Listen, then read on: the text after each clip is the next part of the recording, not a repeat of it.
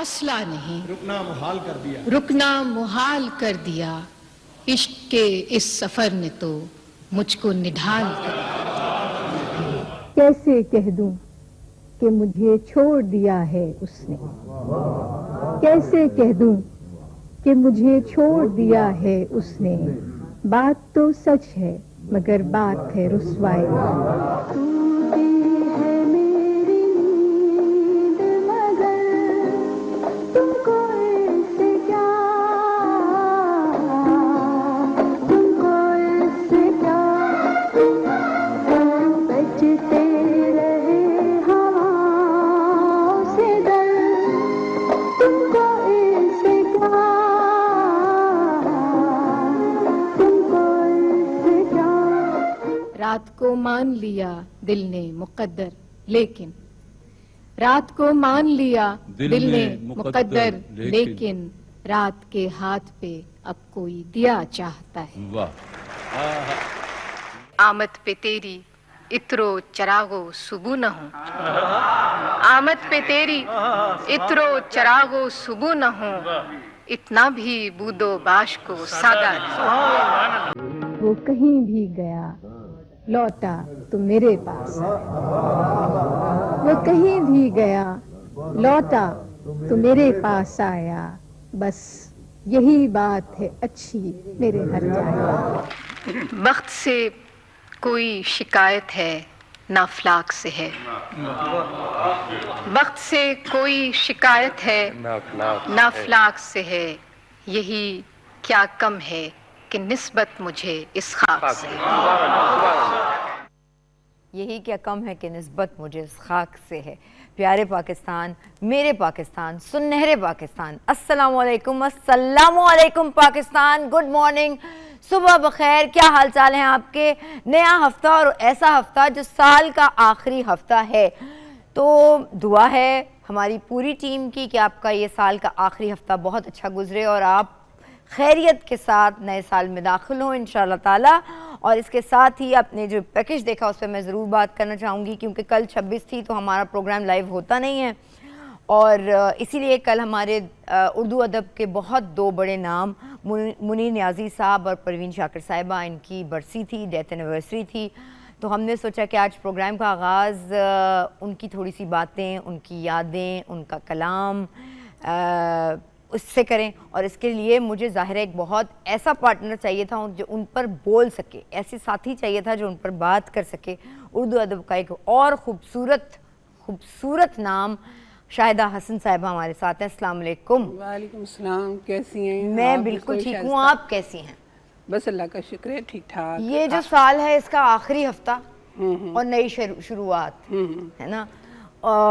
हम बात पहले तो आपको मुबारकबाद इसलिए कि ये एक पीटीवी की राहदारियों से गुजरते हुए मुझे तकरीबन 3 दहाइयों पीछे का सारा एक मंज़र मेरे साथ साथ चला इस कमरे तक आते आते। तो आपने बड़ा अच्छा काम किया। पीटीवी से जो हमारी एक जज्बाती दिली क़ुर्बत है, जिसने हमें एक तरह से पहचान दी है, समझिए। बेशक, तो उससे तो कोई नहीं मैं भूल सकती। कोई नहीं।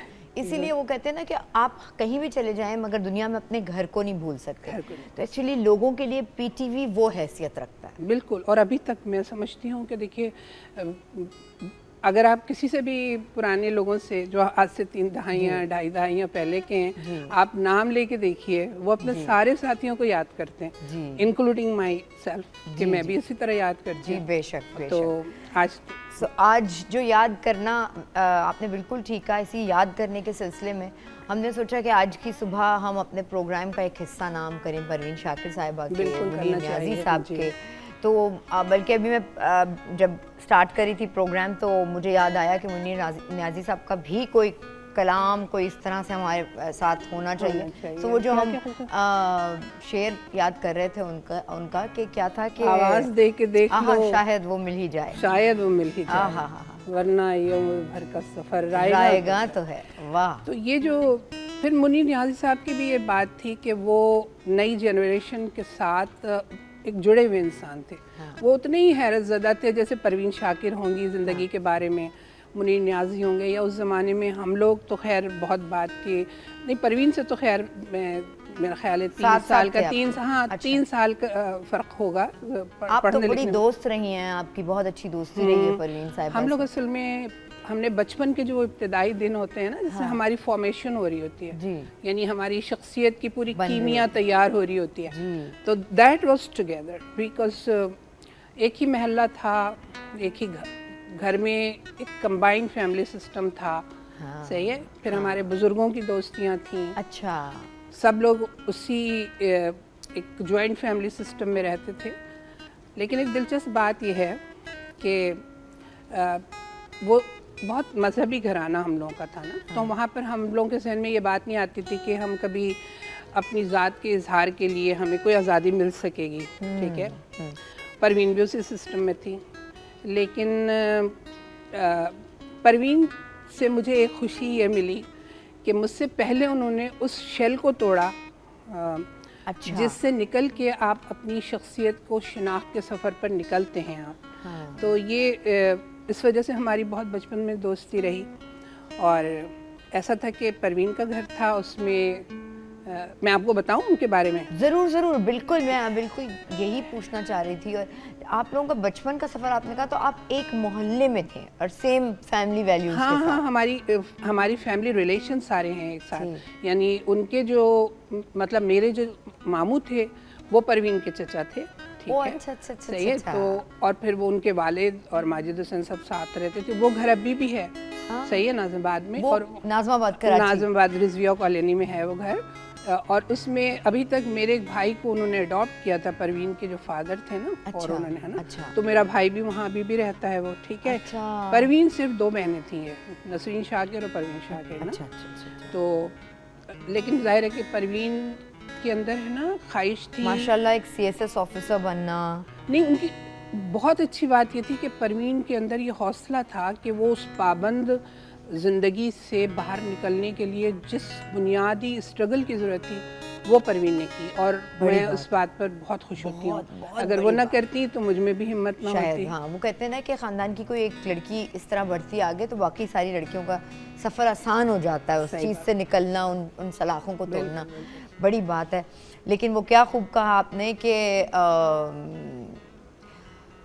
मर भी जाऊं तो कहाँ लोग भुला ही देंगे, लफ्ज़ मेरे होने की गवाही, मेरे होने की गवाही देंगे। ऐसा ही होता है। क्या बात है, क्या बात है। और वो बल्कि मेरी अकीदत, हम उनको पढ़ते हुए बड़े हुए हैं ना, तो एक आइडियल जो होती है ना पर्सनालिटी कि यार ये इनसे कभी वो अनफॉर्चुनेटली मेरी मुलाकात कभी नहीं हुई उनसे। और मैं उस वक्त ज़ाहिर टीवी में नहीं आई थी और ऐसा सिलसिला नहीं रहा। लेकिन मैं आज भी उस चीज़ को, उस कनेक्शन को जो मेरा परवीन साहिबा के साथ है, एंजॉय करती हूँ। राइट। क्योंकि वो एक बच्ची का बड़ी हो रही होती है और वो शायरी, वो जो रोमांस का जो आप कह उम्र का वो टेस्ट है, वो उनकी शायरी से मिला है हमें। बिल्कुल एग्जैक्टली। बात ये कि उस उम्र की जो हमारी लड़कियां थी ना जी, वो एक ऐसे पाबंद समाज में रहती थी जहाँ पर ये सारी चीज़ें मायूब समझी जाती थी कि मतलब आप अपनी शख्सियत का, अपनी फीलिंग का इजहार नहीं कर सकती। उसके बहुत सी रीजंस हैं, क्योंकि हमारे समाज का पूरा स्ट्रक्चर इसी तरह जी। अच्छा, परवीन ने अपने जज्बों की तहजीब की थी। हाँ, हम इस पे बात बिल्कुल आगे सिलसिला शुरू करते हैं, लेकिन हमें एक ब्रेक लेनी है। मैं सिर्फ ब्रेक पे जाने से पहले अपने घर की एक दीवार आपको दिखाना चाहती हूँ और व्यूअर्स को भी। आइए देखते हैं। ये मेरी एक वॉल है जिस पर के बहुत सारे शोरा के मैंने वो लिखवाए हुए हैं, लिटरली शेर। जबरदस्त। और ये परवीन शाकिर का था। वो खुशबुओं से, वो खुशबू, वो तो खुशबू है हवाओं में बिखर जाएगा, मसला फूल का है, फूल के धर जाएगा। यहीं पे हम जी एक ब्रेक लेते हैं और ब्रेक के बाद वापस आएंगे, मज़ीद बातचीत करेंगे। वो सारी लड़कियां जो जिस हालात में घरों में अपने रह रही हैं और कुछ करना चाहती हैं, उनके ऊपर भी बात करते हैं। और बात ये भी करते हैं कि हमारी आज की वर्किंग वुमेन का सबसे बड़ा मसला क्या है। औरत है, पढ़ी लिखी है, शादी करनी है तो पढ़ी लिखी से करनी है, नहीं करनी तो नहीं, पढ़ी लिखी लानी बहू ज़रूर है, लेकिन उसके बाद उसको काम करने नहीं देना। ऐसे बहुत सारे मैंने चीज़ें देखी हैं और ये हमारे आसपास बिखरी हुई चीज़ें हैं। सो हम इसी सिलसिले को आगे बढ़ाएंगे, बातचीत करेंगे, अपने मज़ीद मेहमानों को शामिल करेंगे और परवीन शाकिर साहिबा की यादें भी शेयर करेंगे। शाहिदा जी हमारे साथ हैं, हम एक ब्रेक ले रहे हैं जी।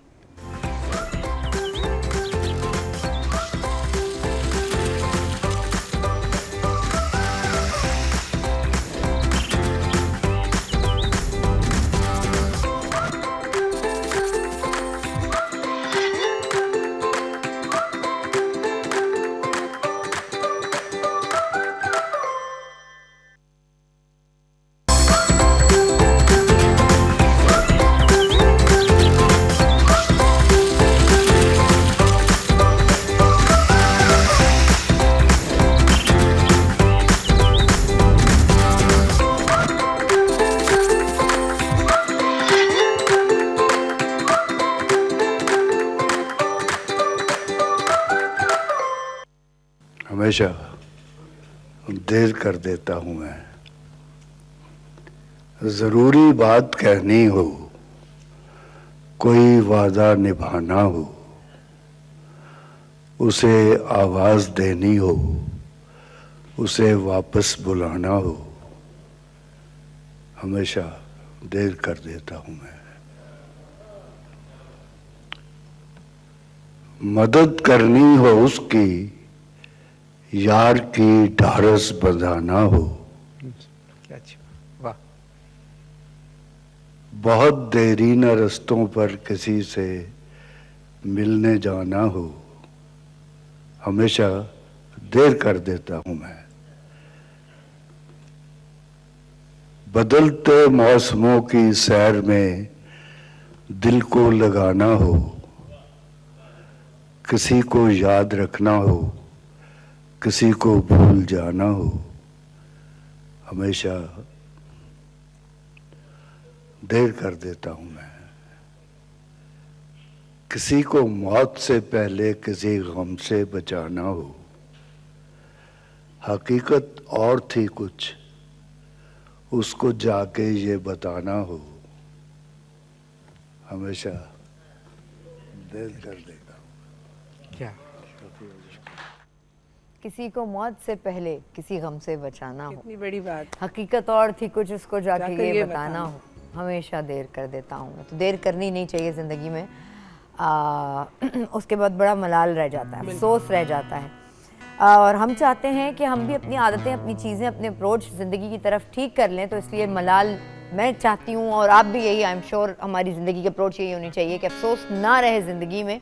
हमारे पास आज एक क्लिनिकल साइकोलॉजिस्ट, अस्सलाम वालेकुम अनीला, क्या हाल चाल है? वालेकुम अस्सलाम। नीलम That's fine, that's fine. मैं ठीक हूँ, आप कैसी हैं? मैं ठीक हूँ, आप बताइए क्या हाल चाल है? नीलम, बड़ा बेहतरीन टॉपिक है और बहुत ही इंटरेस्टिंग टॉपिक है ना? जो हम साइकोलॉजी की बात कर रहे हैं, अगर हम इनकी शायरी को देखें तो उसमें भी बड़ी गहरी साइकोलॉजी है, बहुत सारी चीज़ें वो कम्युनिकेट कर रही हैं। बिल्कुल। और आज ये हम साइकोलॉजी की और ख़वातीन की बात ज़रूर करेंगे, लेकिन इसके साथ साथ हम पूरे पाकिस्तान को ये बताना चाहते हैं और बाकी सारे शहरों के लोगों को जलाना चाहते हैं कि आज कराची में मौसम सुबह बहुत ही खूबसूरत है, थोड़ी थोड़ी सर्दी ठंडी हवा चल रही है और बारिश हो रही है जी, है ना? बहुत और प्यारा इतना खूबसूरत मौसम था, यकीन करें जब मैं घर से निकली तो बस पता नहीं, आपके यहाँ शायराना मौसम हो रहा है। शायराना मौसम हो रहा है। ये जो वो हम कह रहे थे ना परवीन शाकिर से कनेक्ट करने वाली बात, बिल्कुल। तो वो सारी जो फीलिंग्स हैं वो उन्होंने डेवलप करवाई हैं। नेचर आपके साथ, हुस्न फितरत आपके साथ चल रही है इस वक्त। हाँ ठीक है। हाँ बिल्कुल, क्या खूबसूरत जुमला बोला है आपने। और इसी के साथ इस मौसम में एक तो शायरी का बड़ा दिल चाहता है और दूसरे गरम गरम समोसे और चाय का, जो कि आज दानियाल बच्चा हमारा है, उसने ख्वाहिश पूरी कर दी है हमारी। और मतलब माशाल्लाह अच्छी सूरत, नेक सीरत, सब कुछ है इसमें। शादी नहीं हुई लड़की की हमें ज़रूरत है, तो आप लड़की दे सकते हैं। हंस रहा है ख़ुद भी, चले कोई बात नहीं बेटा, बहनें यही करती है ना, तो ठीक है, खैर है, मेरा यही काम। ओके, अच्छा जी, हम बात कर रहे थे अनीला क्या हो गया मुझे? अनीला आपको सईद बहुत याद आ रही है। नहीं, वो इसलिए याद आ रही है कि मेरी कल एक पेशेंट थी और वो उसने मुझसे ऐसी बातें की तो वो मेरे दिमाग पे चढ़ी हुई है कल से। अच्छा नीलम, आप ये बताएं कि अब जो लड़कियों को शायरी का या हमारे आज के बच्चों को उस तरह की सॉफ्ट चीज़ों का शौक नहीं है, गैजेट्स की दुनिया है, टेक्नोलॉजी, टेक्निकल इतनी चीज़ें हो गई हैं कि अब हम किताबों से, ये सारे जो सॉफ्ट जज्बात होते हैं ना, उनसे दूर हो गए। So what do you think कि ये जनरेशन आगे जाकर शैलो हो जाएगी, मतलब अपने आप का अकेलापन इसका दूर हो जाएगा? देखिए शायद अगर हम बात करते हैं ना, पोइट्री हो गई, लिटरेचर हो गया, आर्ट हो गया, आर्ट का कोई भी फॉर्म हो गया, तो वो हमारी ज़िंदगी के लिए उतना ही ज़रूरी है जितनी बाकी चीज़ें ज़रूरी है, जितना हमारा प्रोफेशनलिज्म ज़रूरी है, जितनी करियर ग्रोथ ज़रूरी है, जितनी पर्सनालिटी डेवलपमेंट ज़रूरी है। हमारी ज़िंदगी का एक हिस्सा ये आर्ट को भी डेडिकेट होना लाजमी है, स्पेशली अगर हम अपनी इमोशनल हेल्थ को बचाना चाहते हैं, उसको सही रखना मुझे तो चाहते हैं। लगता है नीलम के सबसे ज़्यादा ज़रूरी है, क्योंकि आप जिंदा उस पर रहते हैं। बिल्कुल। आपकी ज़िंदगी का वो सहारा और पिलर वही होता है, आपकी देखिए शख्सियत। जज्बात तो आपके पास होते ही, हर इंसान के पास, लेकिन उनकी तहजीब करनी बहुत ज़रूरी होती है। जज्बात को आपको बैलेंस करना बहुत ज़रूरी होता है। और आर्ट फॉर्म जो होता है ना, वो चूँकि आपके इमोशंस का इजहार होता है, आर्ट जो होती है किसी भी फॉर्म में हो, शायरी हो, पेंटिंग हो, उसमें आप अपने अंदर के, अपने दिल को, अपने बातिन को लिख रहे होते हैं, पेंट कर रहे होते हैं, उनकी कैफियतों को पेंट कर रहे होते हैं। तो एक तरह से कैथारसिस आपका हो जाता है। मैं एज पोइट्री को अपनी थेरेपी के तौर पे इस्तेमाल करती हूँ। मुझे इससे कोई मतलब नहीं है कि मुझे मेरे किसी शेर से कोई शोहरत मिल रही है, सच्ची बात है। मुझे शोहरत की कोई ज़रूरत ही नहीं। मुझे ये है कि मैं जो एक इंसान हूँ, इंसानी सतह पे जब सोच रही हूँ, मेरी सोचें हैं, उनको मैं बिखर के कोई जुनून में बदल दूं, किसी दहशतगर्दी में बदल दूं। आपने बड़े प्यार से कहा है, सलीका इश्क में मेरा सलीका इश्क में मेरा बड़े कमाल का था कि इख्तियार भी दिल पर अजब मिसाल का था। मैं अपने नक्श बनाती थी जिसमें बचपन से, वो आईना तो किसी और खद्दो खाल का था। क्या खूबसूरत बात। और इसका ही एक कंटिन्यूशन है ना वो कि सवाल मेरे जवाब मेरे पास हर सवाल का था। वो क्या था कि जवाब नहीं जवाब वरना मेरे पास हर सवाल का था। बहुत खूबसूरत है वो शेर। हाँ, वो इतनी पुरानी गजल है और मैं उसको पढ़ती नहीं हूँ तो जहन से उतर जाती है। नहीं, मोहब्बतों में मैं कायल थी लब न खुलने की। मोहब्बतों में मैं कायल थी लब न खुलने की, जवाब वरना मेरे पास हर सवाल का। और वही तो गिर गया आँखों से बन के कतरे अश्क, वही तो गिर गया आँखों से बन के कतरे अश्क, तेरी खुशी से जो रिश्ता मेरे मलाल का था। ओह क्या बेहतरीन। और किताब किसकी मसाफत के लिख रही है हवा, ये कर्ज उसकी तरफ किसके माहो साल का था। तो ये पूरी गज़ल जो है ना, बहुत पहले इब्तिदा में कही हुई है, लेकिन मेरा ख्याल है मुझसे आज सुबह मैं आ रही थी तो मुझे बिल्कुल ये याद आ रहा था कि आज आप आएंगी तो मैं आपसे ये ज़रूर सुनूंगी। बहुत खूबसूरत आपकी गज़ल लगती है। गज़ल तो अच्छी है। बल्कि नीलम ऐसा करते हैं कि हम इस वक्त परवीन शाकिर की, मुनीर नियाज़ी साहब की बात करें, तो कोई ऐसा कलाम परवीन साहिबा का जो आप पढ़ना चाहें? हाँ, देखिए परवीन की तो बहुत सी चीज़ें मुझे बहुत अच्छी भी लगती हैं। ज़ाहिर है कि उनके यहाँ एक शायरी का जो भी, उनकी गज़लों में बड़ी जान है, बड़ी ताजगी, बड़ी नुदरत है। उन्होंने नज़में भी बहुत से हमारे पूरी जो सियासी और समाजी सूरत हाल भी है ना, उस पर बड़ी उम्दा नज़में हैं परवीन। लेकिन हमने उनका सिर्फ वही एक पहलू देखा है। उनकी वो जो शायरी इब्तदाई थी ना, जिसको टीनेजर्स ने ज़्यादा पसंद किया, क्योंकि वो उस वक्त रिप्रेजेंटेटिव बन गई उस ग्रुप की जो अपना इजहार करने में समाज की इतनी पाबंद थी कि वो कर नहीं सकती थी। तो लड़कियों ने उनको छुप छुप के पढ़ना शुरू किया। ये जो एक परवीन की जो एक रुख था, जो उनसे पहले कहीं हमें और नज़र नहीं आता, तो इस शायरी पर बल्कि उनको ज़्यादा दाद मिली। मगर मैं उससे आगे का जो उनका ज़हनी सफ़र है उसे ज़्यादा पसंद करती हूँ, क्योंकि उसमें मुझे एक बहुत ही कॉन्फिडेंट, एक बोल्ड औरत नज़र आती है। बिल्कुल।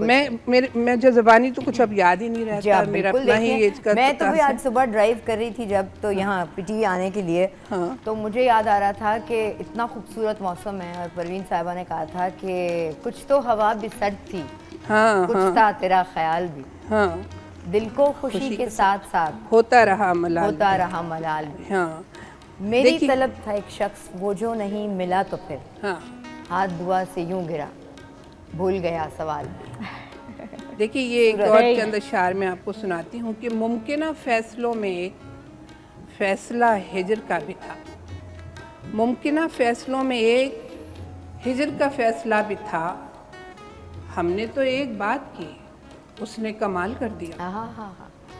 और शरीक हो गई, एक और शेर है कि शरीक हो गई साजिश में किसके कहने पर, शरीक हो गई साजिश में किसके कहने पर, ये किसके कत्ल पे अब हाथ मल रही है हवा।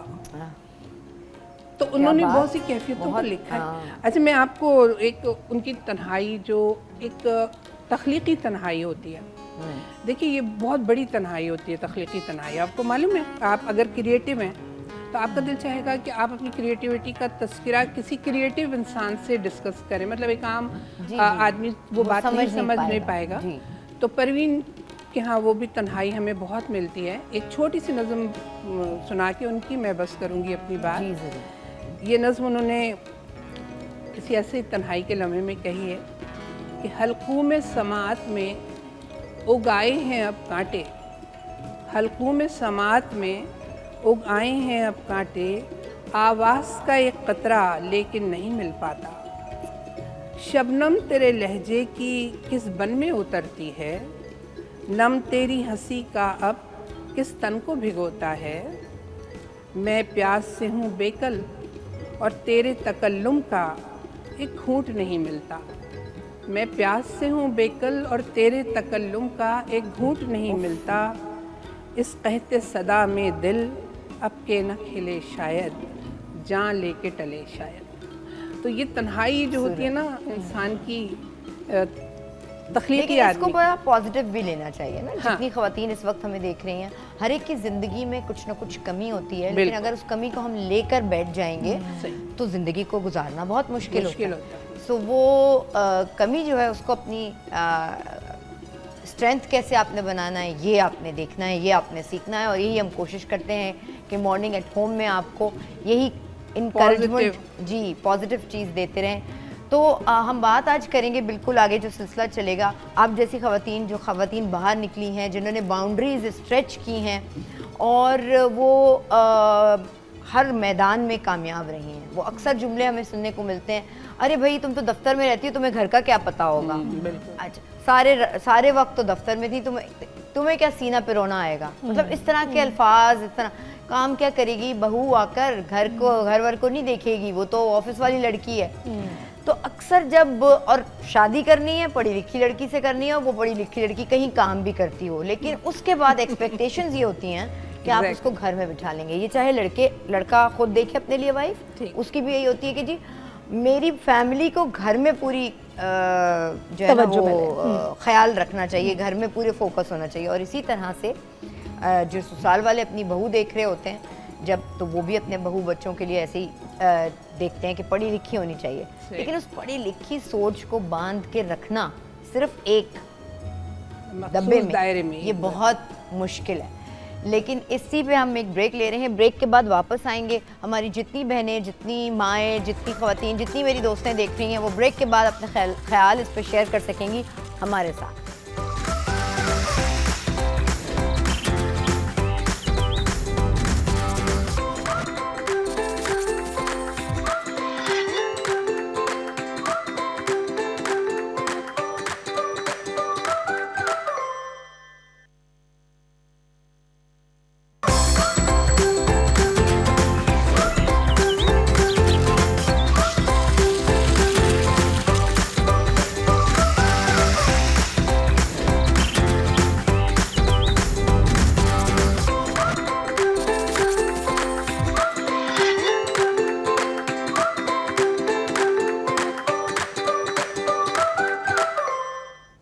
जी प्यारे पाकिस्तान, मॉर्निंग एट होम में हम आपको खुश आमदेद कहेंगे, सुबह बखैर कहेंगे।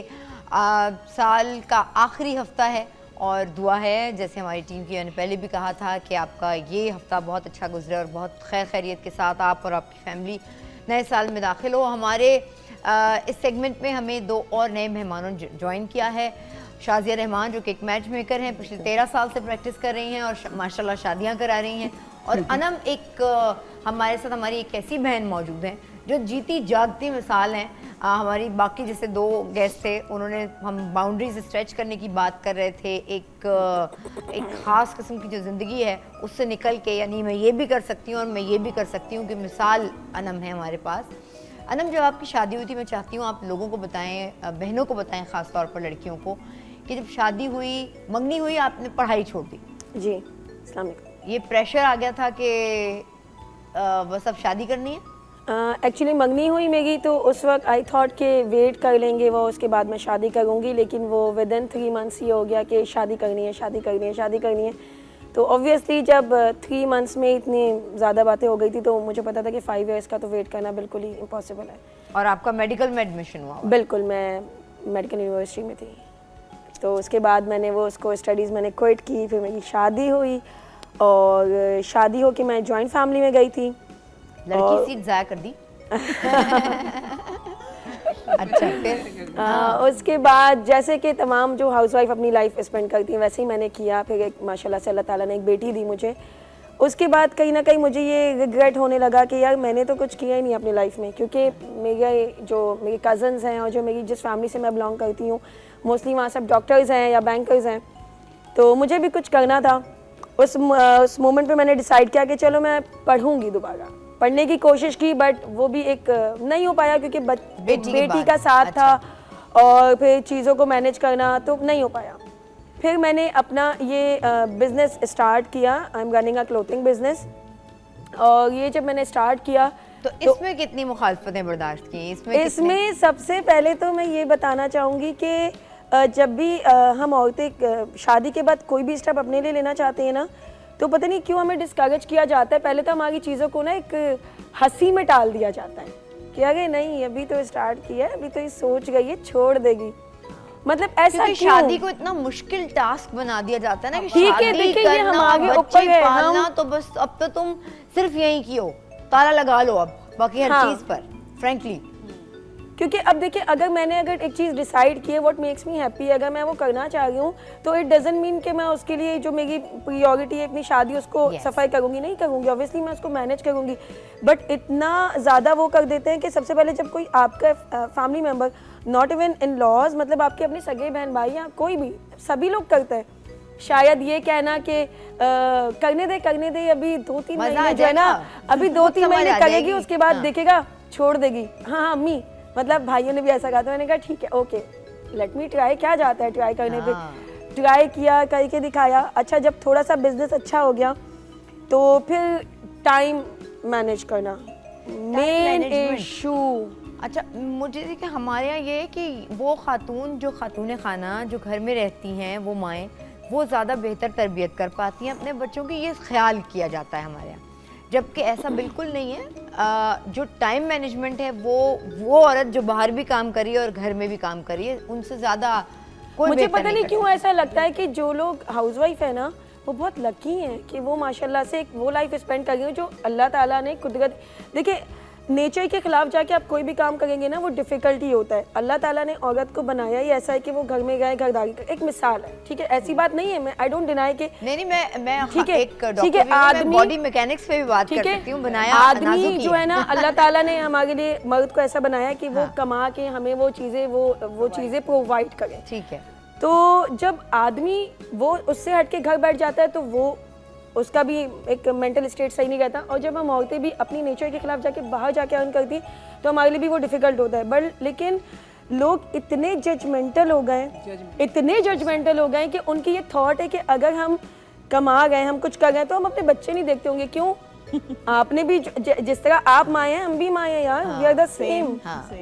इसके बच्चे तो ख्वार होते रहते हैं हाँ, ये तो खाना नहीं पकाती। मेरे बारे में सबसे बड़ी बात है कि मैं, क्योंकि क्लोथिंग बिजनेस है तो मैं उसको प्रमोट करना होता है, बहुत सारी अलग अलग चीज़ें होती हैं, तो हर किसी का ना at the end of the day एक ही क्वेश्चन होता है, खाना नहीं करती होगी यार, that is not your concern. ये मेरा मसला है। मुझसे ना कभी मैं ग्रोसरी पे होती हूँ तो लोग कहते हैं आप सब्जी भी खरीदती हैं, खाना पकाना आते हैं क्या हो गया भाई, औरत तू घर वाली हो, मैं सब्जी नहीं खरीद सकती। घर को कायम रखना, घर बना लेना या शादी कर लेना, ये सब तो बहुत आसान होता है, कोई भी कर देगा आपकी शादी और आपका कोई घर भी होगा।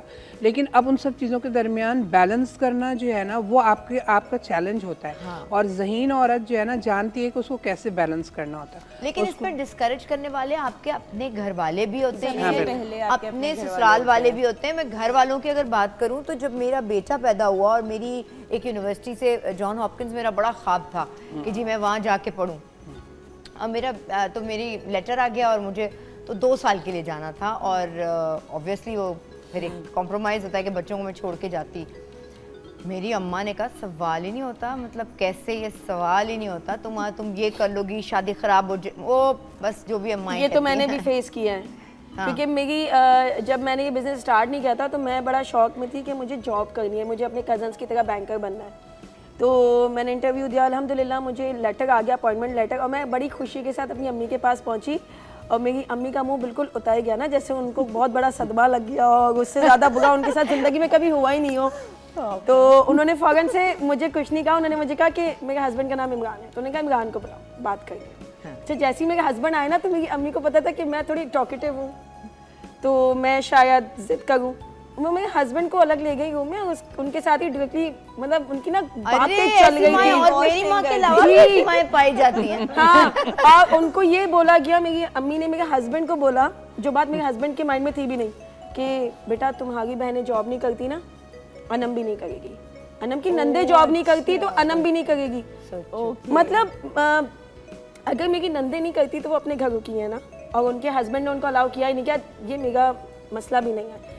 बट मेरे हस्बैंड बेचारे वो आके मुझे बोलता है कि यार अम्मी तो मना कर रही हैं, अभी क्या करना है, तो मतलब ये तो करने नहीं देंगी।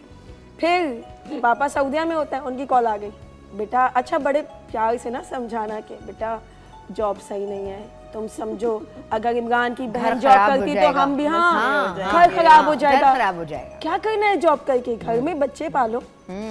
मुझे भी जुमला याद है, एक जुमला वो मेरी अम्मा नहीं, किसी और की अम्मा के मुंह से निकला था, देखो इसको घर से निकलने ना देना, एक दफा ये अपना खुद कमाने लगी ना बिगड़ जाएगी, पूछेगी नहीं। या अल्लाह क्यों भाई।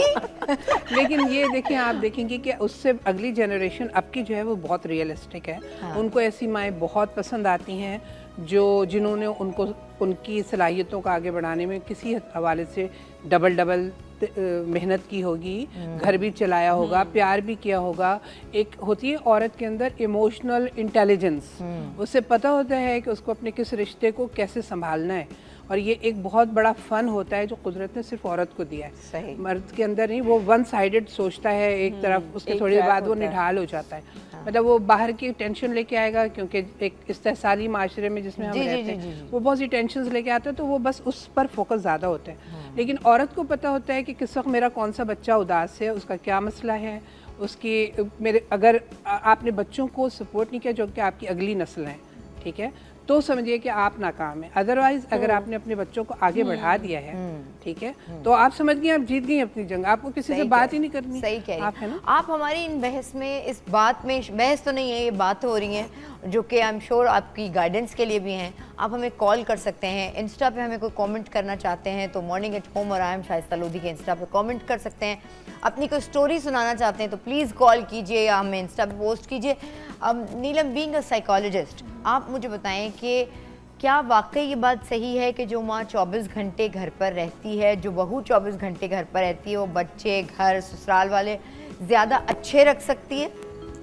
कोई गारंटी नहीं है इसकी ज़ाहिर है। देखिए, अगर हम ये बात करते हैं या अगर मैं थोड़ा सा इसके बैकग्राउंड में जाऊं तो हम ये जो सुन रहे हैं, इनकी स्टोरीज़ भी सुन रहे हैं कि जो आपकी फैमिली का पहला रवैया था, रिएक्शन था जब आप जॉब करना चाह रहे हो, अपने लिए कोई भी स्टेप लेना चाह रहे हो, तो वो नो था, राइट, कि नहीं कैसे होगा, चीज़ें ख़राब हो जाएंगी, कैसे मैनेज होगा। और वो वैसे रिश्ते थे जो आपको लेकर बड़े क्लोज थे।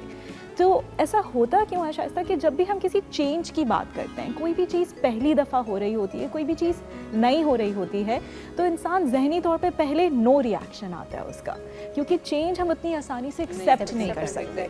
और जो बात कर रही थी कि अब जो है बनस्बत आसान हो गया है, क्योंकि जो हमारे बच्चे हैं उन्होंने देखा है, माँ को काम करते हुए भी देखा है, घर को मैनेज करते हुए भी देखा है। ये उनके लिए कोई नई, ये बहुत फिक्र की बात नहीं है, ये उनका नॉर्मल है। तो अब वो जो नेक्स्ट जनरेशन में भी जाएंगे, वो जो शादियां भी करें, so there more okay with the idea कि हम वर्किंग वुमन से भी शादी कर सकते हैं। लेकिन पॉइंट ये है कि ऐसे कोई रूल नहीं है, कोई ऐसा साइकोलॉजिकल रूल नहीं है, कोई ऐसा पेरेंटिंग का रूल नहीं है कि अगर आप ज़्यादा वक्त देंगे तो आप अपने बच्चों की परवरिश अच्छी करेंगे। It's all about the quality.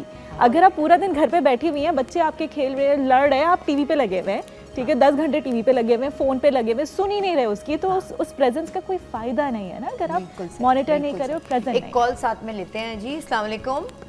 वालेकुम प्यारी बहन, कैसी हैं? याहिया बात कर रहा हूँ। अस्सलाम वालेकुम याया साहब, कैसे हैं आप? आज तो कराची का मौसम बड़ा अच्छा है, सब प्यारा और सुहाना कराची बना हुआ है। सुबह मैंने उठा तो ऐसा लगा मरी में बैठे हुए, वाकई बहुत खूबसूरत मौसम है। हाँ। और पहले तो तमाम मौजूद खवातीन को सलाम हो, और आज आपने जो खुशबू फैलाई है ना परवीन शाकिर के शेर सुनाकर और आपा ने जो गुफ्तगू करके, वाकई तो मैं भी एक जरा शेर पढ़ना चाहूंगा। जहाँ सवाल के बदले सवाल होता है वहाँ मोहब्बतों का जवाल होता है। किसी को अपना बनाना हुनर ही सही, किसी का बन के रहना कमाल होता है। तो किसी का बन कर रहना चाहिए इंसान को। ये भी आपकी और आपके मौजू पे आते हुए मैं शायद ही कहूँगा।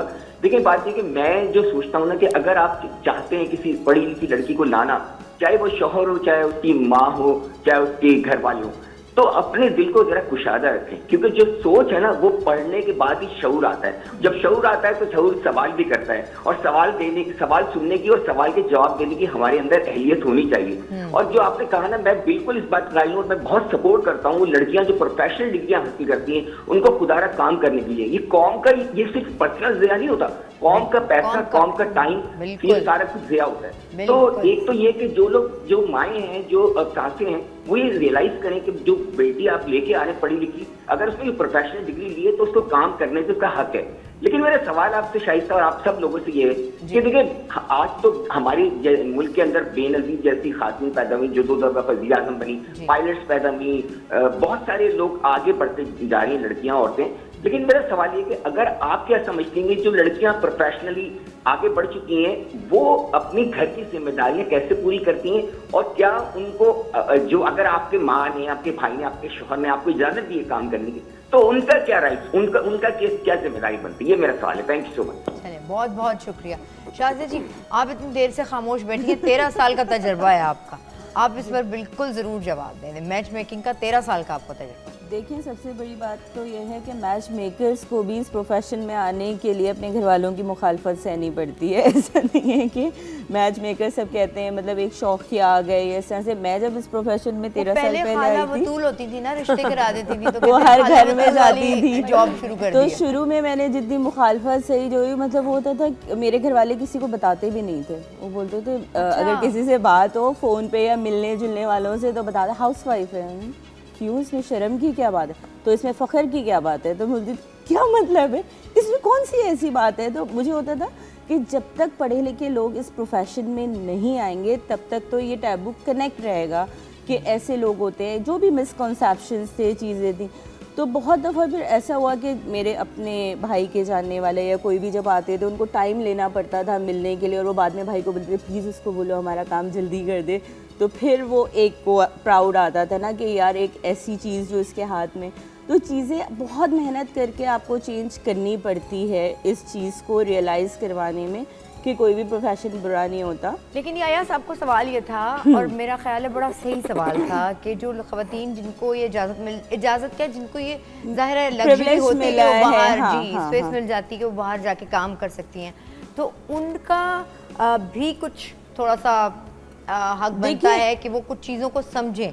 हमारे यहाँ बहुत सारी चीज़ें गलत भी हो जाती हैं, डबल जिम्मेदारी आ जाती है, होते बहुत हद तक ठीक भी कहते हैं कि जब हमें फाइनेंशियल इंडिपेंडेंस मिलती है तो एक लड़की या औरत थोड़ा सा एक फ्रीडम लेवल आपका बढ़ जाता है, आपको किसी चीज़ के लिए नो सुनने की आदत थोड़ी सी कम हो जाती है। बहुत सारी चीज़ें जब आप किसी पे डिपेंड कर रहे होते हैं, चाहे शादी से पहले या शादी के बाद, वो अगर नो होती है कि मुझे यहाँ जाना है या मुझे करना है, आप कहते हैं मैं जा सकता हूँ, मैं ये कर सकता हूँ, मैं ये मैनेज कर लूँगी, तो वो थोड़ी सी, अब इसमें स्मार्ट डिसीजन क्या होता है कि आप घर और चीज़ों को इतना बैलेंस अगर लेके चल रहे होते हैं तो वहाँ पे मना नहीं होता कि ये कर लेगी। लेकिन पता है हमें उस जनरेशन से डरना चाहिए जो इस किचन के जाने तक ये उठी और ये गई, और अब मेरी बेटी या आने वाली जो बच्चियां हैं वो तो हम ऑर्डर कर देते हैं, खाना दे देते हैं, किचन में जाने की क्या जरूरत। ये वाला रवैया वाली जनरेशन के जहन में ये है। मेरे पास जो रिश्ते के लिए भी लोग आते हैं या जो बच्चियां भी होती हैं वो ये कहती हैं कि ऐसी फैमिली हो जहाँ पे ये मुझे बाउंड नहीं करें कि मैं कुकिंग करूँगी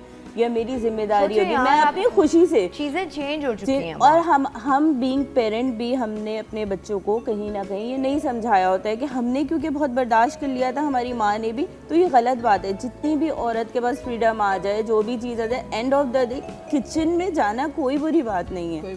मतलब बहुत कामयाब औरत बहुत बड़ी अच्छी शेफ या कुक हो सकती है। मेरा ख्याल है इससे ज्यादा बड़ी चीज नहीं है। हाँ। मतलब सोचे कि आपका किचन में जाना और आपके जरिए लोगों को खाना Satisfaction। मिलना मतलब मगर बहुत बड़ी ब्लेसिंग है। बहुत बड़ी ब्लेसिंग है। लेकिन ये जो एक मिसकंसेप्शन, एक थोड़ा सा नुकसान हमारे पास एजुकेशन का या औरत को फ्रीडम देने का ये भी हुआ है कि वो कहती है से नो टू किचन। मतलब बाकायदा लड़कियां अब शर्तें रखती हैं कि हम नहीं जाएंगे किचन में। तो मगरिब से ये चीजें आई हैं, वो तो अब खुद और करके हमने खाते उसको बड़ी खुशी खाने में कोई खुशी हर्ज नहीं है, कभी कभी ऑर्डर करने में भी कोई हर्ज कभी नहीं कभी है। की बात सही है, लेकिन उसको आप लाइफ उसको स्टाइल वो नहीं बना बना सकते कि मैं शादी के बाद किचन में नहीं जाऊंगी। ये कैसे कर सकते हैं आप? मतलब जिस माशरे में आप रह रहे होते हैं, अगर आपको ये आज़ादी दे दी गई या आपने ले ली या आपने उनको रियलाइज़ करा दिया, तो अब आप कहेंगे अब तो सब ऑर्डर होगा क्योंकि मैं तो बाहर काम कर रही हूँ। तो आप खुद ही उस इमेज को ख़राब कर रहे हैं कि लोगों को ये लगे कि यार इसके तो बच्चे भी ऑर्गेनाइज्ड हैं, घर ये भी है। बाहर काम करी थी इसलिए ऐसी हो। हाँ, ये वो एक सासों की एक टर्म होती है मेरे पास अक्सर जो बाद में आती है, पढ़ निकले हुए थे ना बेटा, तो मसला ये था पढ़ निकले हुए थे तो वो घर बैठना मुश्किल हो जाता है। अच्छा, इसके लिए आपका तालीम याफ्ता होना को बहुत, मतलब डिग्री आपके पास होना बहुत ज़रूरी नहीं है। मेरी जो मदर इन लॉ है, मेरी सास हैं, उनके पास कोई डिग्री नहीं है, वो पढ़ी लिखी इस तरह से नहीं है, ठीक है, लेकिन वो इतनी समझ बूझ की हैं, इतनी समझदार हैं कि वो मुझे अप्रिशिएट करती हैं हर चीज़ के ऊपर, और बल्कि अपने बेटे को सुना रही होती हैं, इसको देखो, इसको इससे सीखो, ये कैसे मैनेज करती है, तुमसे ये भी नहीं होता, वो इनकरेज करती हैं। तो इसके लिए वो कोई समझदार होने के लिए, इसके लिए कोई हाँ, बहुत वो एक पढ़ा अलग लिखा बात होना, है, समझदार होना जरूरी है। बिल्कुल सही बात है, एक्सेप्टेंस की बात यहाँ है। पे जी हम एक ब्रेक ले रहे हैं, ब्रेक के बाद वापस आएंगे और फिर बातचीत शुरू करते हैं। आपने बात करनी है, बिल्कुल बात कीजिए, कॉल कीजिए ब्रेक के बाद।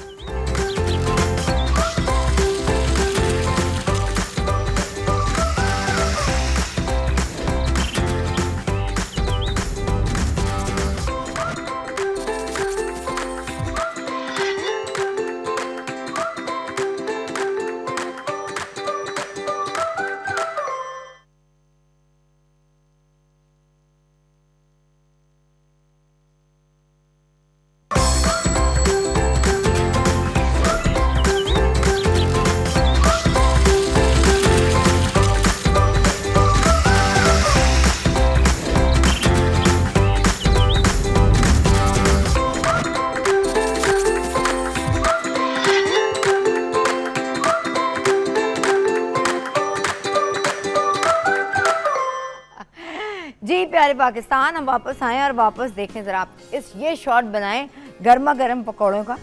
ये दानियाल ने हमें मंगा के, ओए होए होए जो खुशबू आ रही है इसमें से, पूरा स्टूडियो हमारा महक गया है। हाँ, टेम्पटिंग इतने हैं ये। मेरे गरम चाय भी होनी चाहिए। हसमुख भाई कहाँ हैं? ये दानियाल अच्छा, ये पकौड़े हम सब मिलके खाते हैं और इसके अच्छे रिश्ते की दुआ करते हैं कि लड़की अच्छी मिल जाए। इसको बेचारा ढूंढ ढूंढ के पिछले 70 साल से परेशान है, 70 साल से ढूंढ रहा है लड़की। अच्छा जी,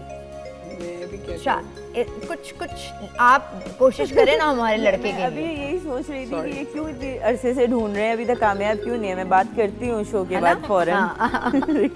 ये तो वो ट्रे कल्चर लग रहा है कि शाइस्ता हमारे लिए लेके आ रही है। अरे बड़े शाइस्ता खुद भी खाती है और खिला।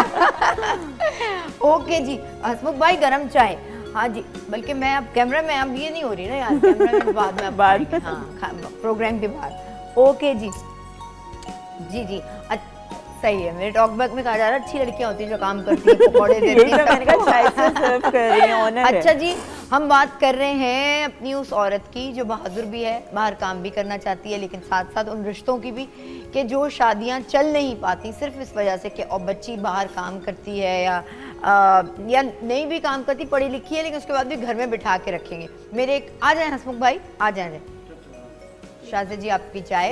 हसमुख भाई, खवातीन इधर आए, इधर आए। ये खवातीन को सलाम बड़े जोश से करते हैं, बड़े जोश से। यहाँ कैमरे पे कहाँ, कौन सा कैमरा होगा जी?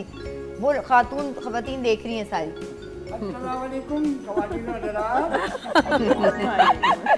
बहुत बहुत शुक्रिया हसमुख भाई। हसमुख भाई की शर्ट का रंग देख लो आज, और बारिश साथ में। अच्छा, तो अब बात हम कर रहे थे, शायद जी आप अपनी मिसाल दे रही थी कि आप को पसंद कर लिया गया था, जैसे आपकी नंद ने कहीं आपको देखा और पसंद कर लिया। आज के लड़के लड़कियां तो ये बिल्कुल ये नहीं, सोच नहीं नंद सकते। के साथ तो मैं, वो तो मेरी कोलीग थी ना, काम करती थी, तो ठीक है, मेरे दिल में उनके लिए पसंदीदगी थी और उनके दिल में मेरे लिए। और वो बहुत अच्छी फैमिली, पढ़ी लिखी, माशाल्लाह बहुत अच्छी है। तो बस वो हम देखा तो क्या अलग से नहीं देखा था कि शादी के लिए देख रहे हैं, इत्तेफाक से।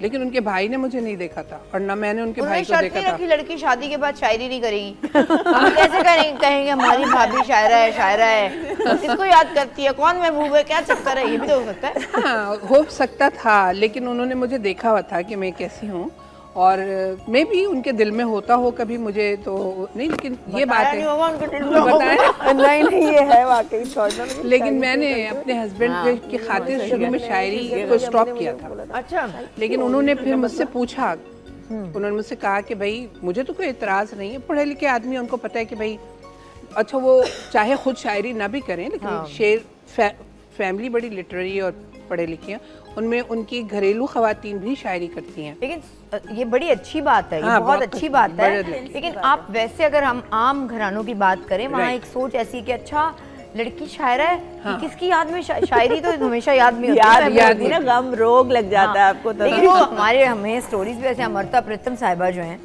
उनकी अगर हम स्टोरी देखें लाइफ की, तो वो भी ऐसे ही है, साहिर उद्यानवी अच्छा, साहब। तो और आप फिर सबके ख्याल में क्या ये जो फेज है, ये किसी मर्द पे या किसी औरत पे नहीं आता? हर एक पे आता है जी, हर एक जिंदगी पे में ये सॉफ्ट इमोशंस, ये रोमांटिसिज्म लाइफ के बारे में, ये ड्रीम, ये ख्वाब, ये आरजुएं, ये कैफियतें हर इंसान में आती हैं। हाँ। लेकिन जैसे जैसे आप आगे बढ़ते हैं, उसमें एक मैच्योरिटी आती है, बिल्कुल और आप ये समझती हैं कि अब हम इस आपके ड्रीम वर्ल्ड में मौज़ूआत, नहीं रह आपकी रहे। प्रायोरिटीज, आपकी बिल्कुल। चीजें चेंज, तो बिल्कुल वो वाला सही। पीरियड जो है ना, वो तो मैंने जाहिर है कि जो भी शायरी मेरे अपने सॉफ्ट इमोशंस के, अब जैसे यही गज़ल आप मेरी सुनाती हैं, सुनाया आपने, और मेरे भी ये रिप्रेजेंटेटिव गज़ल है, उस ज़माने की सारी शायरी उसी नौमरी के ज़माने की थी।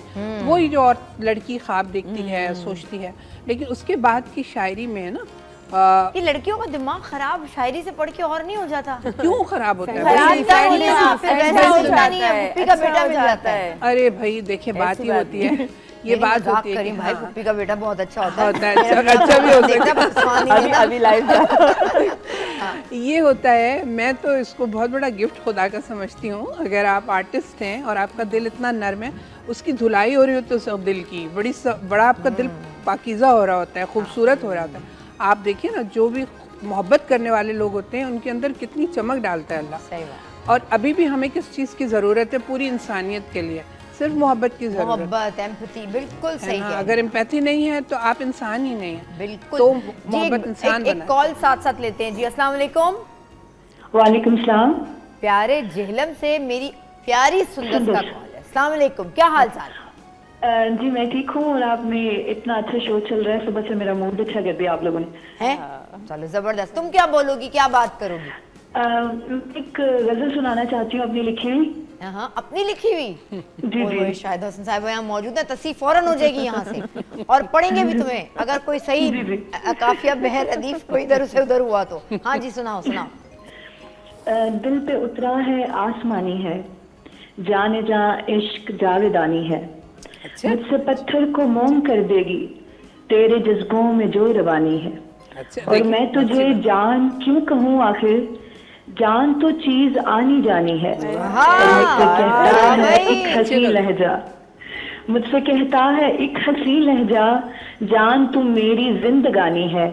और मेरे होंठों पे है इख्तियार उसे, वो बोलता मेरी जुबानी है। और हाँ ये माना कि तुझ पे हारी हूँ, हाँ ये माना कि तुझ पे हारी हूँ, वरना दुनिया मेरी दीवानी है।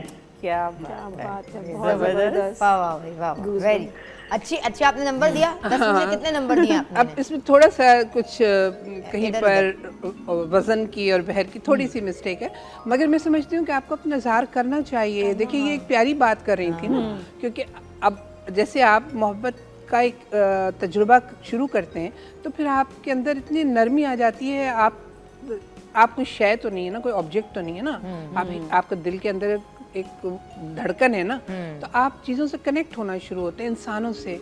फिर वही चीज़ आपको आगे का सफ़र करवाती है, ज़िंदगी का सफ़र करवाती है। सही। अभी टाइम लगता है आर्ट के तौर पर उसको बरतने में, लिखने में। लेकिन हमने उस आर्ट को या उस शायरी को या उस अदब को इतना कोई अजीब सा बना दिया है। मैं देखती हूँ अक्सर बानो कुद्सिया साहिबा की आजकल इंटरनेट पे बहुत सारे ना सेइंग्स और उनकी जो लफ्ज हैं जी, तो सोशल मीडिया पे, और जो उन्होंने कहीं कहे भी नहीं है, कहीं उसका कोई रेफरेंस नहीं मिलता। और वो 2 चीजें भी अल्लाह माफ। और यही अहमद फराज साहब के साथ हुआ। परवीन के साथ क्या कम हो रहा है?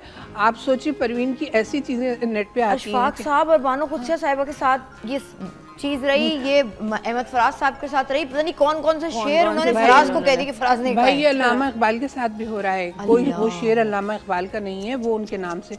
तो इसीलिए तो मैं कहती हूँ कि मैं अपने मुस्तकबिल को काफी गैर महफूज में ये जनरेशन तो मैं डर के मारे जो है ना, तो बड़ी बात है। इस जनरेशन को कदर नहीं है शायरी की। कोई बच्चा आपका, मेरा, किसी का भी वो पोइट्री की बात ही नहीं करता। वो कहता है मीम्स, शायरी से ज्यादा मीम्स देख रहे। क्या होता है भाई? ये मेरी स्नैपचैट पे ये हो गया। शायरी का कहीं कोई जिक्र नहीं है किसी का। शायरी के लिए और दर्द होना चाहिए। अल्लाह माफ करे अगर वो कोई एक शेर भी याद कर ले, इतना कोई बेतुका बेवजन शेर, मतलब मुंह देख रहा था या अल्लाह। बात ये है शाइस्ता, मैं समझती हूँ हमने अपनी ज़बान और कल्चर और तहजीब सही तौर पर मुंतकिल नहीं की अपने बच्चों में। हमने इतनी तेज़ी से वक्त बदला फॉर एप्पल सिखा दिया। हाँ, आबा खा। मैं आपको एक छोटी सी मिसाल दूंगी। मैं इत्तेफाक से एकेडमी ऑफ लेटर्स के एक प्रोग्राम में चाइना गई थी, ठीक है? तो सब बड़े बड़े वहाँ पे सब सीनियर थे मेरे। मैंने वहाँ एक चीज़ नोटिस की कि वो जो चीनी अदीब शायर थे ना, वो हमसे सिर्फ चीनी ज़बान में बात करते थे, लेकिन एक इंटरप्रेटर साथ रहता था जो हमें उनका अंग्रेज़ी या उर्दू में तर्जुमा करता था। तो मैं ये समझी कि इनको तो उर्दू नहीं आती होगी, इंग्लिश भी नहीं आती होगी, जब भी तो ये चीनी बोलते हैं। लेकिन जब उनका मेन शो हुआ तो वो सारे चीनी जो थे उनको अंग्रेज़ी भी आती थी और उर्दू भी आती थी।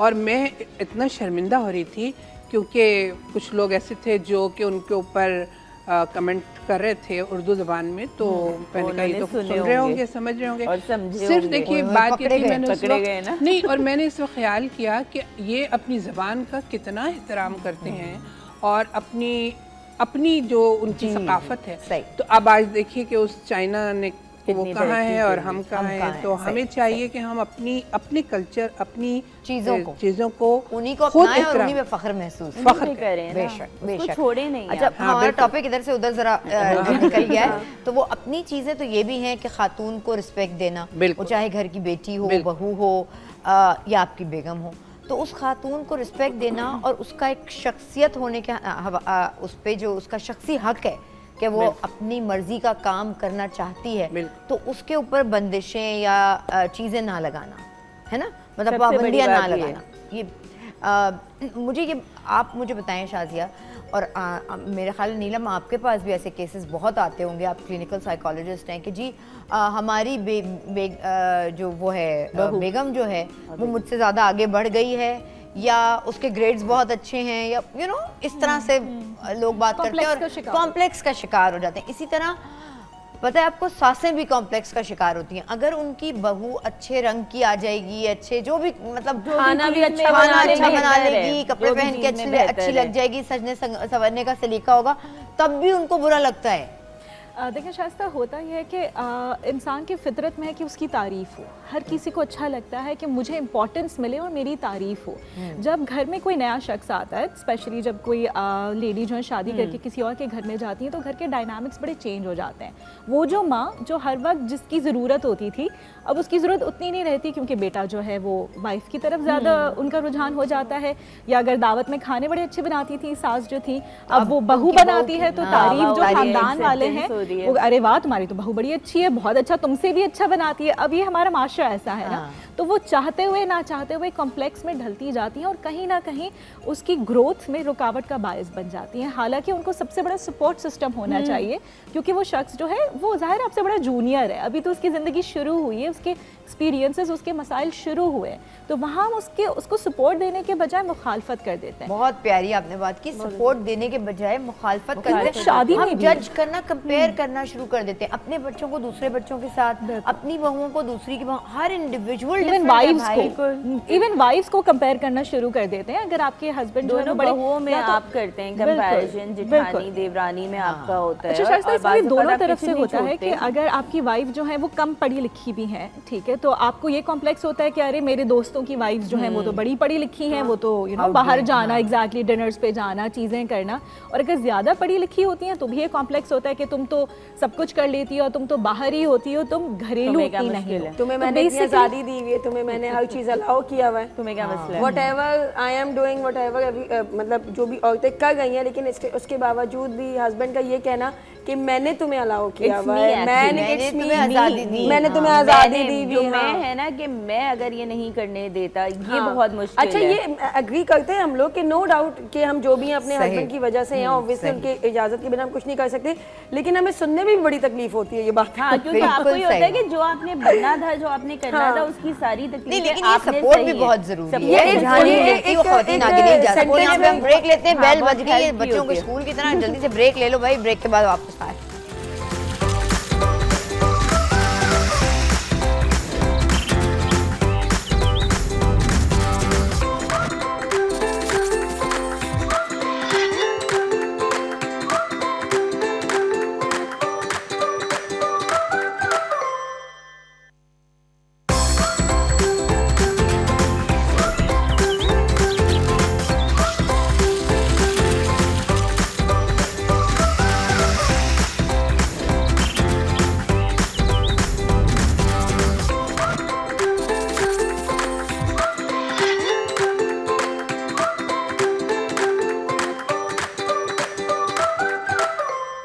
प्यारे पाकिस्तान, हम खुशामदीद कहेंगे, सुबह बखैर कहेंगे। आपको पता है कि साल का आखिरी हफ्ता है और दुआएं कि आपका ये हफ्ता बहुत अच्छा गुजरे।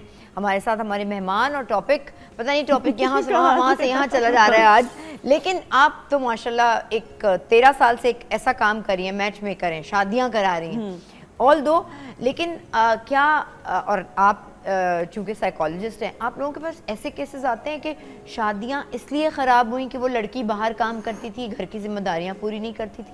ऐसे केसेस आते हैं? बहुत सारे केसेस आते हैं, और अब जितनी जल्दी शादियाँ होती हैं उतनी जल्दी ख़त्म भी हो रही हैं। पहले के मुकाबले में जो पेशेंस लेवल है, पहले आप बताते थे, फिर आप उस पर कोई बड़े बात करते थे। पहले तो लड़की बहुत लेट बताती थी, अब तो इतना जल्दी जल्दी होने लगा है कि अगर कोई लड़का या उसकी वालदा आती है तो वो कहते हैं जी 25 दिन में शादी ख़त्म हो गई, 2 महीने में ख़त्म हो गई, अच्छा हुआ बच्चा नहीं था। तो ये जो जनरेशन है अब उस पे आ गई कि हमने इसको इतना ज़्यादा टाइम नहीं देना है कि हम पछताएं। नहीं, और तो मेजर जनरेशन आ गई, समझदारी का लेवल आगे बढ़ रहा है, लेकिन हम खुद मुझे लगता है पीछे जा रहे हैं। बिकॉज आज भी वही है कि वो लड़की की उम्र 18 साल होनी चाहिए। हाँ, लड़की की उम्र 18 साल ही होनी चाहिए। समझदार होगी, जितनी मैच्योर होगी, वो अपने घर को, अपनी चीज़ों को उस तरह समझेगी, ढलने की बात है। दूसरी बात जो आपका क्वेश्चन ये था कि इस वजह से होता है, इस वजह से बहुत होता है। कभी 5 साल, कभी 10 साल, कभी 15 दिन में भी शादी खत्म होती है। लड़की काम करती थी या तवज्जो नहीं थी, या उनको ये लगता है कि घर पे या स्पाउस पे उस तरह से जो टाइम मैनेजमेंट थी नहीं।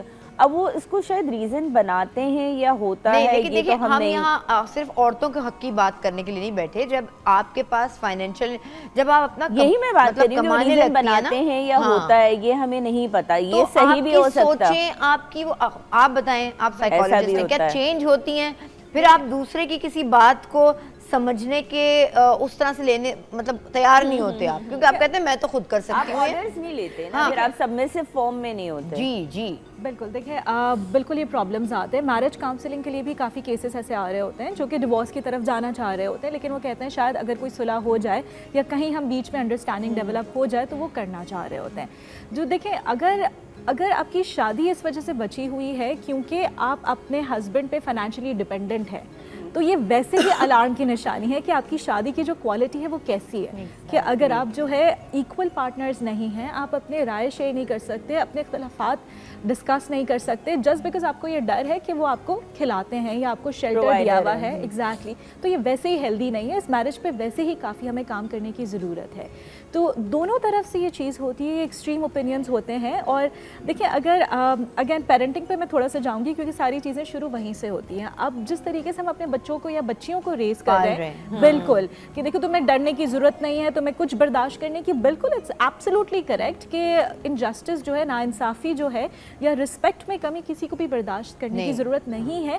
लेकिन क्या अगर हम वो एक्सट्रीम में उसके अंदर डाल रहे हैं ये वाली चीज़ कि शादी को चलाना जो है या कहाँ ठहराव की ज़रूरत है या कहाँ सब्र की ज़रूरत है, शायद हम वो वैल्यूज़ उस तरीके से इनकलकेट दोनों में, मैं कहूँगी बेटों में और बेटियों में नहीं कर पा रहे। बेटे और बेटियों दोनों में नहीं कर पा हम ये नहीं खाली कह पा रहे। शादी का मसला नहीं है, ये जिंदगी का भी मसला है। जिंदगी भी इसी तरह फेजेस में गुजरती है कि एक ज़माना आपको सब्र के साथ गुजारना होता है और फिर दूसरा ग्रेटिट्यूड में। अगर आप जो है अगर ग्रेटिट्यूड में नहीं है उस हालत में, जो बहुत सारी चीज़ें आपको बज़ाहिर नेगेटिव लग रही होती है लेकिन वो अल्टीमेटली आपको फेवर कर रही होती है, आपको उस वक्त बर्दाश्त करना होता है। वो वक्त जिस वक्त आप पे कोई मुश्किल पड़ी हो, सब्र के साथ रहें, इट टेक्स टाइम। और मैं बहुत ज़्यादा शाइस्ता इस बात पर यकीन रखती हूँ कि डिवाइन जो कि हमारे लिए प्लान करती है वो 70 माओं से ज़्यादा हम पे मेहरबान है। और वो जो प्लान करती है, अगर हम एक सिर्फ सबमिशन की हालत में रहें कि जो प्लानिंग उधर से हो रही है उसे होने दें और सिर्फ अपनी नीयत ठीक रखें। मसलन मैंने नीयत की कि अच्छा भाई मेरे बच्चों का सबसे बड़ा जो मुझे करना है बेहतरीन इंसान बनाना, इंसान ये और वो नहीं बनाना, इंसान बनाना। तो यही है कि आप अपने बच्चे को क्या बनाना चाहती हैं। मैं अपने बच्चे को डॉक्टर बनाना चाहती हूँ, इंजीनियर बनाना चाहती हूँ, फला मैं अपने बच्चे को इंसान बनना तो पहले सिखाऊं, बाकी तो कुछ बन ही जाना उसने। एग्जैक्टली। तो जब ये इस मरहले पे आप आते हैं ना, तो फिर जिंदगी आपको खुद बताती है कि देखो बज़ाहिर तुम्हारा नुकसान था लेकिन अल्टीमेटली ये तुम्हारा फायदा था। तो लॉन्ग टर्म में ये आपका फायदा, बर्दाश्त नहीं है और म्यूचुअल रिस्पेक्ट, बर्दाश्त। और सिर्फ शादी में बर्दाश्त नहीं होनी चाहिए, हर रिश्ते में बर्दाश्त बहुत बड़ा टूल है, बहुत बड़ा पावरफुल टूल है। औरत को अल्लाह ताला ने ज्यादा ये कैपेसिटी दी है टॉलरेंस की। तो इस रिश्ते में जो हस्बैंड वाइफ का रिश्ता है, इसमें अगर औरत थोड़ी सी बर्दाश्त दिखा देना, तो अगर वो 3 to 4 years, एक मिसाल दे गई हूँ, अगर वो आपके उस तरीके से गुजरेंगे लेकिन उसके बाद उसका आउटकम बहुत अच्छा आएगा। अब मैं इसकी विटनेस हूँ, मुझे पता है कि चीज़ों में एक टाइम तक मुश्किल होती है। भाई तुम तो विक्टिम रही हो ना, फिर विक्टिम होने के बाद फिर तुमने बर्दाश्त किया वो 5 साल, उसके बाद चीज़ें चेंज हुई माशाल्लाह से चीज़ें चेंज हो गई। मैंने अपने घर के बड़ों से सुना था कि शादी के बाद के जो शुरू के 5 साल होता है ना, ये सुना था एग्जैक्टली, बात सच है कि 5 साल जो है ना, अगर आप बर्दाश्त में निकाल दो ना तो आने वाले 50 साल बेहतरीन है। और अगर आप उस 5 साल को ये सोचो ना कि मैंने बर्दाश्त नहीं करनी है, जैसे आजकल की लड़कियां कर रही है, बल्कि आजकल तो एक स्लोगन है, मोर पावर टू यू। कोई भी अगर ये कह देगा कि मैंने डिवोर्स लेनी है और अब मैंने, more power to you girl, किस चीज की पावर दे गए हो आप? जो आप जो स्लोगन चिल्ला गए हो, ये बहुत नेगेटिव है। और आपके ख्याल में एक कमेंट लिखना ये बहुत छोटी बात है, वो जो लड़की उस कमेंट का भी असर होता है डेफिनेटली। आप कहते हैं इतने सारे कमेंट आए हुए, थोड़े टाइम के लिए तो औरत बड़ा अच्छा फील करती, लेकिन नो डाउट हम जितने भी लिबरल हो जाए, हम जो भी हो जाए, लेकिन हमें हस्बैंड नहीं, हम सोशल नॉर्म से आउट नहीं हो सकते। नॉर्मल हस्बैंड से ज्यादा सपोर्ट कोई नहीं कर किसी सकता और के लिए नहीं, आपके लिए बहुत नुकसानदेह। जहाँ जिस चीज को छुपाने की, जिस चीज में आपको आप तन्हाई में घुस जाते हैं, डिप्रेशन में चले जाते हैं, आइसोलेशन में चले जाते हैं, नॉर्म है उसके साथ अगर नहीं रह सकते हैं तो फिर बहुत मुश्किल। 2 महीने 3 महीने की शादी को खत्म करने के बाद मैं लोगों से, मैं तो खुद ये पूछूंगी कि बर्दाश्त कहाँ किया है, कितना किया आपने? नहीं, इतने दिन बर्दाश्त हो गए और शादी ये हमारी डिस्कशन तो चलती रहेगी और कभी खत्म नहीं होगी, लेकिन प्रोग्राम का टाइम खत्म हो गया है। और यहाँ मैं बहुत ताज़ीम से, बहुत रिस्पेक्ट के साथ जिक्र करना चाहूँगी और आज याद करना चाहूँगी सैयद मुदब्बर हुसैन रिजवी साहब को, कि जो पीटीवी का पायनियर्स में से थे, बिल्कुल, और स्क्रिप्ट एडिटर थे, और हम लोगों ने उनके साथ बहुत कुछ लर्न किया है। मतलब इब्तिदा में ही जो बेहतरीन महफिलें हुई हैं वो सब उन्होंने अरेंज की, ज़बान की दुरुस्ती और सब दुरुस्तगी को और ज़बान के मियार को कायम करने में उन्होंने बहुत बड़ा किरदार अदा किया। बिल्कुल, जन्नतुल फिरदौस अता फरमाए और उनकी फैमिली को जो है वो सब्र जमील अता फरमाए। ये जो एडिटर्स होते हैं ना, उनका काम कितना शदीद मुश्किल होता है। तो स्क्रिप्ट एडिटर थे वो, लेकिन अपनी ज़िंदगी से भी वो नेगेटिव चीज़ें ज़रूर एडिट कर दें जो आपको लगता है कि आपको गलती की तरफ ले जाती हैं। वो नेगेटिव सोचें भी एडिट कीजिए जो आपको लगता है कि वो आपको सिखाती हैं कि आप कोई बहुत बड़ी 30 मार खान चीज़ है। वो चीज़ें एडिट करें। आई एम श्योर आपको प्रोग्राम और ये सारी महफिल, प्रोग्राम क्या था आज तो हमने बैठ के बातें की हैं, मजे की। थैंक यू, बहुत बहुत शुक्रिया मेरे मौजूद मेहमानों का। इसी के साथ मुझे भी इजाज़त दीजिए, कल आपसे फिर मिलते हैं। अल्लाह हाफिज़।